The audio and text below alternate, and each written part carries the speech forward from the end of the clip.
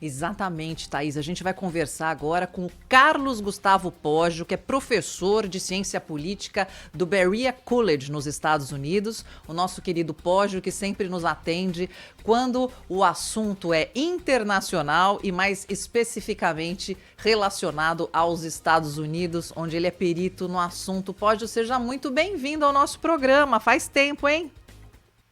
Bom dia, Sônia. Prazer voltar a conversar com você, com quem nos ouve aí pela Rádio Band.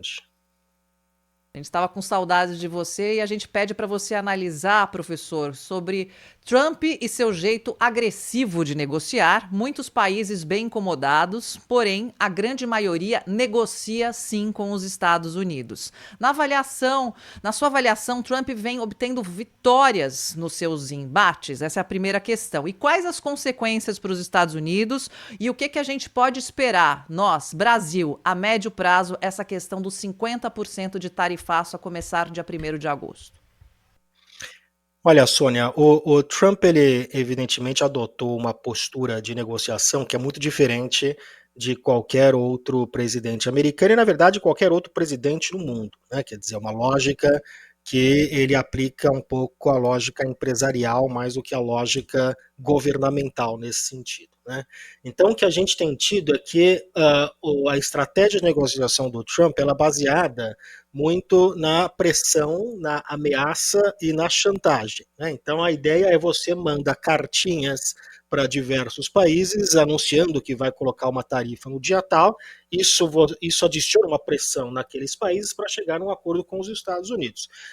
Muita gente pode achar que essa é uma estratégia de negociação que tem benefícios, né? Mas há uma série de problemas, né? Há problemas, primeiro, do ponto de vista mais específico do que está sendo conseguido com esta negociação, né? Vamos citar, por exemplo, para a gente agora temos agora elementos para analisar o acordo que os Estados Unidos afirmou ter assinado com o Japão.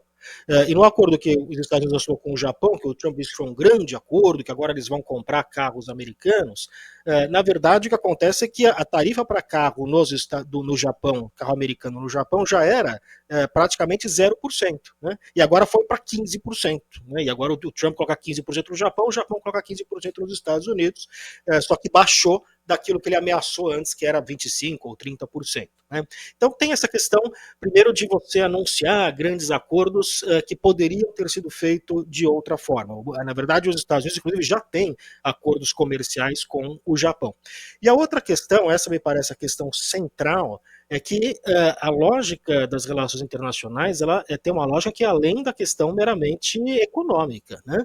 Não é apenas uma questão de você vender mais, comprar menos. Tem uma série de elementos aqui geopolíticos, geoestratégicos que são importantes. Vou, para não ficar muito longo, citar apenas um exemplo. Uma das grandes vantagens que os Estados Unidos têm estratégica que os Estados Unidos têm com relação a adversários como China e Rússia, por exemplo, é um amplo e longo e duradouro arco de alianças que foi construído desde o final da Segunda Guerra Mundial. Né?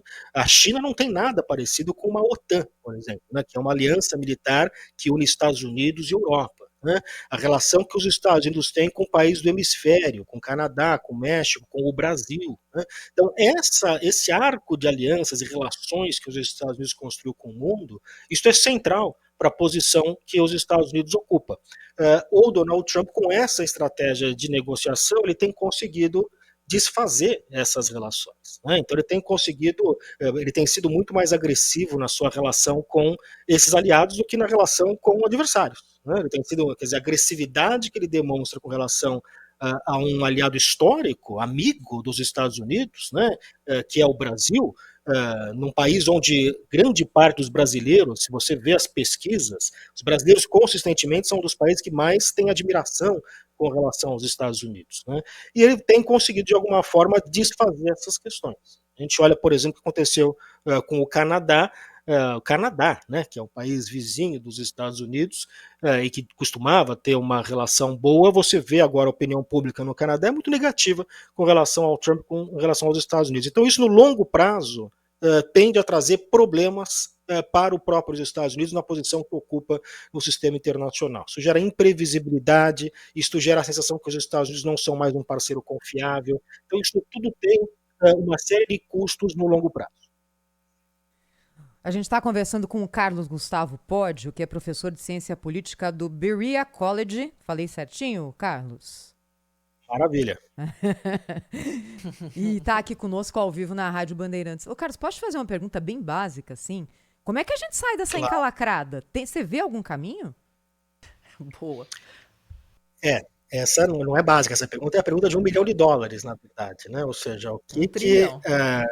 a pergunta, na verdade, é como lidar com um negociador como o Donald Trump. Ou seja, como você responde a alguém que negocia na base da ameaça, né? Alguém que não vê como objetivo da negociação chegar a algum tipo de compromisso, mas vê como uma vitória absoluta. Alguém que enxerga o mundo na questão, isso é muito claro na visão de mundo do Donald Trump, é que para alguém ganhar, o outro tem que perder, né? Não existe uma situação de negócio onde ambos podem sair ganhando, né?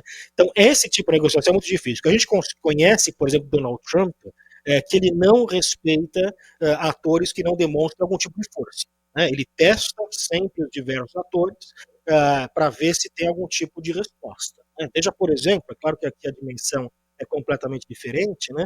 O que aconteceu com a China, né? Ele disse que tarifou a China, avisou para a China: olha, não responda, não retalie nossas tarifas, nós vamos retaliar ainda mais. A China retaliou, e os Estados Unidos foi naquela onda de retaliação até chegar a 140%, e a China continuou se mantendo firme, retaliando, e o Trump falou: opa, peraí, vamos sentar, vamos negociar, não é bem assim. Disse que, inclusive, agora vai para a China para negociar com o Xi Jinping, né?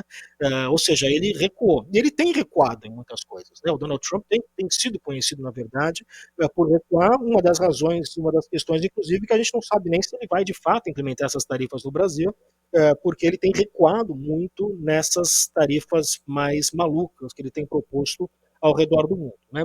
Então, com este tipo de negociador, o Brasil fica numa posição muito delicada, mas eu acho que as alternativas para o Brasil, primeiro, o Brasil tem tentado negociar com os Estados Unidos, né? Parece que o presidente Lula disse que o vice-presidente Alckmin tem tentado entrar em contato, mas não consegue conversar com ninguém, porque isso é uma outra questão desse tipo de negociação. Não adianta você conversar com o secretário de Estado, conversar com o secretário de Comércio, porque é o Trump que decide tudo e o Trump pode mudar de ideia amanhã no dia seguinte, né? É muito centralizador o tipo de negociação que ele propõe. Então, isso adiciona uma nova camada de dificuldade, né? Então, claro, abrir canais de negociação, mas ao mesmo tempo ter também, já que está sendo aqui aplicada a lei da selva, né, ter também ferramentas para poder, de alguma forma, responder aos Estados Unidos. É evidente que a economia brasileira é muito menor que a economia americana, é evidentemente que o Brasil vai sofrer muito se essas tarifas forem colocadas, mas o Brasil tem alguma capacidade de conseguir retaliações em alguns setores específicos. Não é simplesmente botar 50% de tarifa contra os Estados Unidos, né? Tem setores, por exemplo, o setor de serviços, o setor de patentes, né? Patentes de medicamentos, por exemplo, né? De propriedade intelectual, que tem caminhos aí para o Brasil poder fazer algum tipo de retaliação aos Estados Unidos, como, aliás, já fez há alguns anos atrás, quando houve uma disputa com a questão do algodão, né? Só que essa disputa, claro, não foi feita não dessa forma como o Trump gosta de fazer disputa, uma disputa feita no âmbito da OMC, Organização Mundial do Comércio, umas práticas comerciais que os Estados Unidos adotavam no algodão, que o Brasil discutia, e o Brasil, uma das questões que o Brasil colocou como possibilidade seria retaliar os Estados Unidos nesses setores, né, de patentes e serviços, etc. Isto levou os Estados Unidos à mesa de negociação e os dois países a chegarem a um acordo, né? Então, o que o Brasil não pode, nesse momento, diante de alguém que age como Donald Trump, é demonstrar fraqueza, né? O Donald Trump é aquele tubarão que, se ele cheira algum tipo de fraqueza, ele vai para cima, né?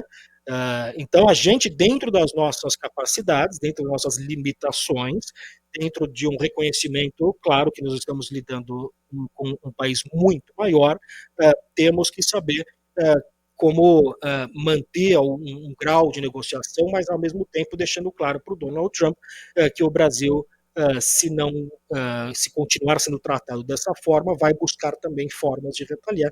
Isso vai ser ruim para os dois países, né? Por exemplo, remessa de royalty de multinacionais norte-americanas que o Brasil poderia taxar, ou seja, há outros caminhos, né, fora simplesmente do caminho de dizer, vou botar 50% de tarifa contra produtos americanos, né? O Brasil tem que ser criativo nesse momento, né? Nós estamos numa situação muito sui generis do ponto de vista da diplomacia e das relações internacionais, com um presidente americano que é um presidente muito distinto daquilo que os Estados Unidos produziu em termos de líderes nos últimos anos. Então, portanto, temos que saber como nos adaptar com essa nova situação. Pois é, pode. Aí você toca num ponto muito importante, né? Será que aquele livro do Donald Trump que ele escreveu lá atrás agora está voltando para a lista de best-seller? Porque as pessoas querem entender melhor como é que funciona a cabeça. Uma coisa a gente não pode dizer. Durante toda a campanha que ele fez para ser presidente americano, ele está cumprindo exatamente aquilo que ele falou que ia cumprir. Ganhou a eleição, se tornou aí presidente dos Estados Unidos, agora ele tem a caneta na mão e até o Canadá precisou engolir o orgulho, né, com aquela coisa de anexação, aquele absurdo todo que Trump falou, e sentar na mesa e falar assim, escuta, o que vai ser melhor para a população? Então, ao mesmo tempo em que a gente vê o vice-presidente Geraldo Alckmin conduzindo aí negociações, grupos de empresários, entidades, a gente vê o presidente Lula batendo muito e cutucando a onça com vara curta. E 1º de agosto tá aí. E aí eu te pergunto, Podio, muitos países querem começar a negociar, uns já negociaram, outros estão negociando. No comércio exterior, e aí vem aquela história do BRICS, que deu todo o começo do rolo, com as suas próprias moedas. O trumpismo vai conseguir segurar esse movimento ou isso pode acentuar?